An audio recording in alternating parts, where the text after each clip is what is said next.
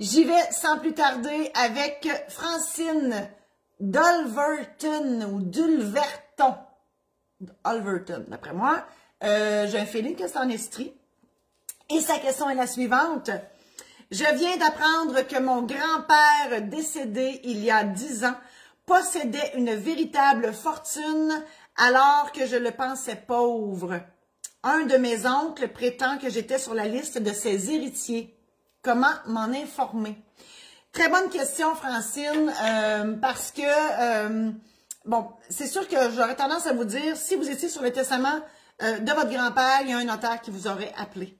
Voilà. Donc, mais s'il n'y a pas de testament, puis là, tout le monde pensait qu'il était pauvre, est-ce que ça veut dire qu'il n'y a personne qui règle sa succession?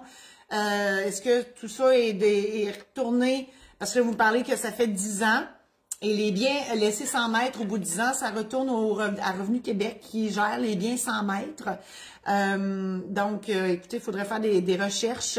Je vous dirais de jaser, oui, avec ses proches, pardon, avec ses enfants, peut-être les notaires du coin où il habitait à ce moment-là. Il y a une petite Pam, elle me dit, yeah, ça faisait longtemps. Oh, c'est cute. Merci infiniment d'être là. Donc, voilà. Alors, la réponse est un peu plate, mais c'est complexe, puis ça ne l'est pas.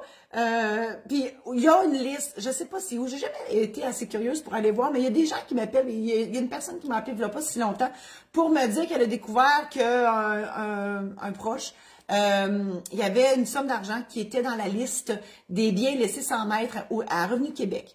Donc, peut-être que vous pouvez aller aussi voir ça sur le site de Revenu Québec. Ça doit s'appeler quelque chose comme liste des biens laissés sans maître ou quelque chose comme ça. Et ça a l'air que les noms sont là et le montant ou les biens qui ont été abandonnés sont inscrits. Donc, ça vous donnerait aussi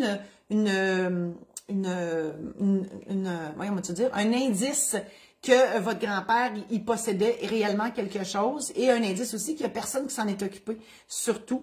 Alors, à ce moment-là, ben, si personne s'en est occupé, pourquoi ne pas vous-même vous procurer la preuve de décès et de mandater un notaire ou la faire vous-même, faire la recherche testamentaire à la Chambre des notaires et au Barreau du Québec et donc de prendre ce dossier-là en main.